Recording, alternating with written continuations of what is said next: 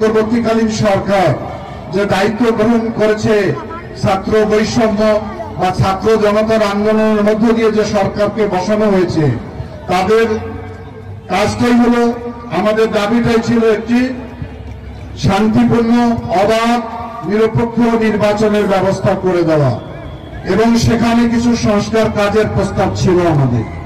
আমরা মনে করি সরকার যতদিন পর্যন্ত একটি অবাধ নিরপেক্ষ নির্বাচনের ব্যবস্থা করবে না, ততদিন দেশের স্বাভাবিক অবস্থা ফিরে আসতে পারে না। প্রতিনিয়ত আমরা যে আইন শৃঙ্খলার অবনতি দেখছি, এ দেখে আমাদের মনে হচ্ছে যে পতিত সরকার নানান ধরনের ষড়যন্ত্রে লিপ্ত রয়েছে। একটি রাজনৈতিক নির্বাচিত সরকার ছাড়া দেশ সুষ্ঠুভাবে পরিচালিত হতে পারে না। আমরা আশা করি সরকার অতি দ্রুত অল্প সময়ের মধ্য দিয়ে সংস্কার কাজ সমাপ্ত করে একটি গ্রহণযোগ্য, অবাধ, নিরপেক্ষ নির্বাচনের পরিবেশ সৃষ্টি করবে, যে নির্বাচনের মধ্য দিয়ে বাংলাদেশের মানুষ তার মনোনীত ব্যক্তিকে নির্বাচনের মাধ্যমে প্রতিনিধি হিসাবে নির্বাচিত করতে পারবে।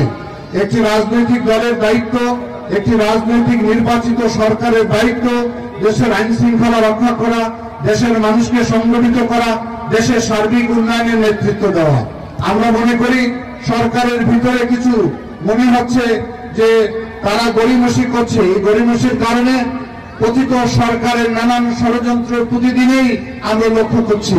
সেই ষড়যন্ত্রের মধ্যে যাতে আমাদের এই ছাত্র বৈষম্য জনতার আন্দোলনের যে আত্মত্যাগ, যে রক্তপাত, সেটা যাতে বিনষ্ট না হয়, সেদিকে সবাই যেন আমরা সাবধান থাকি, সজাগ থাকি, ঐক্যবদ্ধ থাকি।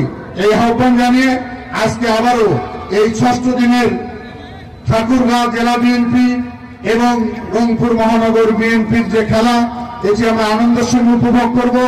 আমি ঠাকুরগাঁও জেলা বিএনপিকে ধন্যবাদ জানাই। শুধু ঠাকুরগাঁও থেকে আমাদের আহ্বানে তারা এই খেলায় অংশগ্রহণ করেছেন। মহানগর বিএনপিকে অনেক ধন্যবাদ জানাই। ইতিমধ্যে তারা একটি ম্যাচে জয়লাভ করেছে, আজকে দ্বিতীয় রাউন্ডও খেলছে। আমরা আশা করি এটি সাংগঠনিক খেলা, রাজনৈতিক খেলা। এখানে প্রতিদ্বন্দ্বিতা হবে, যাতে আমাদের ভিতরে কোনো বিশৃঙ্খলা তৈরি না হয়।